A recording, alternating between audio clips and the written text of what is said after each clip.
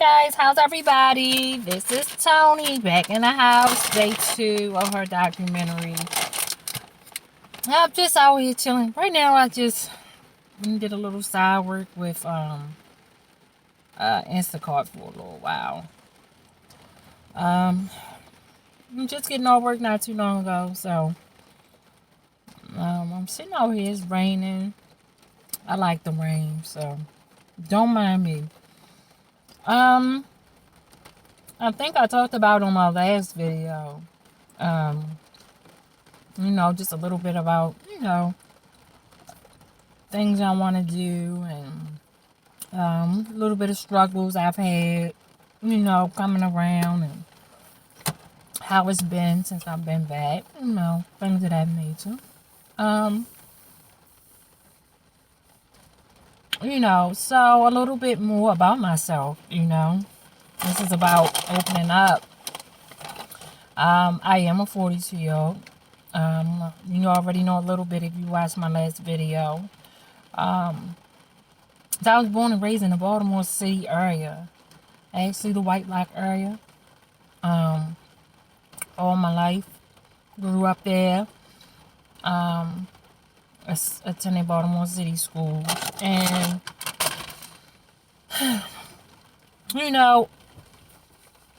I was just a kid running around with high hopes. Just basically trying to, make it through. I left home when I was 12. Jumped out the nearest window. I had some untimely things going on in my home. We'll talk about that at a later time. And I was forced to have to leave. Yeah. I was forced to have to leave and basically fend for myself. I wandered the streets day in and day out. I hustled. I'm 12 years old. I'm out here doing 70-30 packs. Hitting out the hole. Running up and down the alleys. Or these B-more streets. Just trying to make a good living. I hustled a lot. I really just hustled to, get a roof over my head for that night. Things of that nature. I really don't want to get into the details and the gist of it. Not just this soon, but soon we will. But I just know that, like most young women, we are forced to have to do so many things at a young age. Not all of us, but probably 85%. If not more. As kids, a lot of us was faced with some untimely situations. We had to deal with a lot of things. We had to, whether you was a single child like myself, or even if you were just a older sibling having to take care of 2 other siblings because the parent wasn't around, you had to take care of them and you had to make a way. Yeah. I stayed in the streets for a very long time. I learned a lot from my OGs, the older crew, the older hustlers. Everybody guided me to be what the street needed me to be, but nobody guided me to be a better child than what I was, I want to say. Like, nobody gave me direction. Nobody gave me the right direction. Everybody just told me how to pick them packs up, or told me how to go out and get this money for the night, or told me what I had to do to get a roof over my head. If I needed more money, gave me options on what I needed to do to get more money. Like, that's really what the streets had to offer me at the time. So I conformed. Yep, I conformed. And it was challenging. It was. It was upsetting to a certain degree, but I felt like it was something I had to do. I didn't have no parents. not no responsible parents, not parents that love me, that wanted to protect me and provide for me. I didn't have that, but I had a sperm donor and an incubator. I had them both. I don't know. And then through my years, I got pregnant. I got pregnant at 15. But the thing about my pregnancy was I wanted my child. I wanted somebody to love. I wanted to be better than the parents I had. I wanted to be a mom at a young age, which I shouldn't have had, but as we know, looking back on it, it was just me looking for love in all the wrong places. It's crazy. Being out in those streets, it taught me how to be strong and how to hustle and how to maintain and how to do what you gotta do to survive. And I did that. I did that for a very long time. I've done everything. Selling drugs, prostitution, stealing,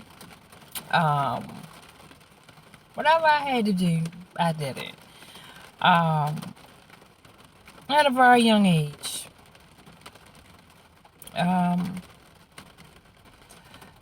It was a little fucked up when I look at it to be put in that position, to be that way. But whatever the story may be, or whatever the fate may have been, I have to say, when I can possibly look back and reflect, it is a horrible feeling. It is a sad situation, but it has definitely made me the woman I am today. And I wouldn't take that back. Would I do things different? Maybe, maybe not. But what I do know is that I learned a lot in those streets about myself. I learned a lot about my capabilities. And I just became a woman at a very, very young age. You know, I had to take care of me. I had to provide for me. You know, while I was out there, I suffered a lot of abuse. I was raped. I was beaten up brutally. I just was hurt a lot out in the streets. But I think I feel like at that point in time, at my age, it was part of the game. I made bad decisions. I made some good decisions. But it was a long road. A little bit after I had my son, well, actually, when I got pregnant, I went into the system. And then they only could find me in foster home system. And then when they finally was able to get me into the system, they only took pregnant moms. And that was it. And I had to stay there for my entire pregnancy. And then I had to, when I went into labor, I never forget it. My water had broke and I was, 15 laying in the bed. I stuck a towel in between my legs. I was not ready to give birth. And the only reason I wasn't ready to give birth is because now the transition period was that I had to find a foster parent or group home that would take the mom and the baby. And I had knew at the point in time when my water had broke that they hadn't found anybody to take mom and the baby. So I laid there for a very long time because I knew what time it was. And I was very, very, very under the impression that I was going to lose my baby. Once I went into that hospital without any parents, knowing that this foster lady was not going to be able to take care of me and the baby. She could only keep me. So the plan was, when I went into the hospital, was that I was going to have my son and then I was going to have to return back to the group home that only took the pregnant mom, and he was gonna have to go into the system. And I cried and I cried and I cried, and it looked like fate was exactly what it was gonna be. Um, I'll tell you the outcome of how that went. We will definitely talk about that on my next video. It's just been a long road. That's my first chapter of my life I want to speak about. I want to speak about, the untimely situation with me trying to be a young mom. I had a long street life. I turned to drugs. I turned to alcohol. It was a process. Everything was a process. I met some people along the way. People that didn't do right by me. I kept my eyes open in the streets at all times. I made some mistakes. I shut my eyes a couple times. I slept on a few people. It cost me a few things, and sometimes my life was definitely one of them. But I was young. I was 12 when I started. And all I know is that once I found out I was pregnant, things changed. A lot of things changed. For the bad or for the good. Stay tuned. We'll talk about it. But just know that Tony has been through a process and is a progress in the making. Stay tuned for my next video. That'll be day 3. We can talk more about it. And I'm going to say this before I go. This is always going to be the thing with me, that no matter what I elaborate on, no matter what my truth may be, it's my truth. What has happened is my truth in my life. Nothing will ever change that. These moments that you will hear me speak about will never be able to be taken back. They are something I have to live with forever and ever. And I'm going to tell you once again, a lot of people would say, I can't believe it, I wouldn't have never made it through. But keep following me and keep listening. But at the end of the day, I'm going to say, my situation definitely made me who I am today. I don't have any regrets of my life. I don't want to recap it, and I definitely don't need a do-over. Because who I am is the woman you see here today. So no matter what it looks like, no matter what it seems, I am a woman who pulled through and I made it. And I pat myself on the back every fucking day. Every fucking day. Whether people see it or they don't see all I endured, or know the struggles, or anything. Imagine that, 12 years old, out here trying to hustle, make it, survive and live. No parents. Suffering all of the abuse the streets have to offer.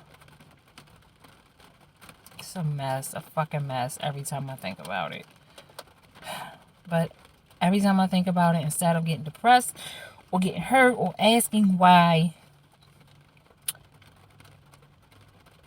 I just know everything has happened for a reason. And it is not for me to keep dwelling on. It is only for me to persevere and be strong and show other people that it's possible to make it through.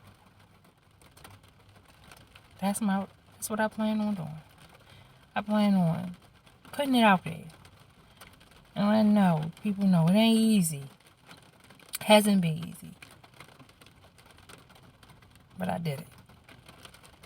So part 2 will be, day 3 will be up really soon. Thank y'all for listening. Continue to follow me for this journey. If you have any questions, just send me a few messages. Thank you so much. I'll see you at day 3. Have a good one.